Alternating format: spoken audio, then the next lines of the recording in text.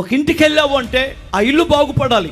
ఒక వ్యక్తితో మాట్లాడావంటే ఆ వ్యక్తి హృదయం మండాలి. ఒక తప్పుడు మార్గంలో ఉన్నవాడు నీతి మార్గంలోకి రావాలి. నీతో ఎవరైనా సహవాసం చేస్తే వారు చెడిపోతున్నారంటే దాని అర్థం ఏంటి? దైవజనుడితో సంఘానికి అంటుకట్టబడి ఉన్నటువంటి కుటుంబాన్ని నువ్వు కానీ కలిసావంటే నాటి నుండి సైడ్ అయిపోతున్నారు అంటే నీ శాపం వారి మీద కూడా వచ్చింది.